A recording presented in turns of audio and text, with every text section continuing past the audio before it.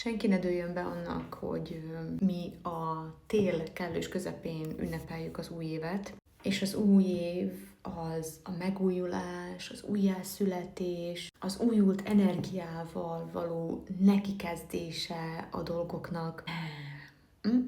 Nézzetek ki az ablakon. A természet alszik. Szép, vastag, hótakaró alatt szunyókál. Mi bezzeg pattogjunk, mintha nem lennénk része a természetnek. És igen, noha sok mindennek köszönhetően sikeresen leamputáltuk magunkat a természetről, még annak a részei vagyunk. Úgyhogy tudjátok mit?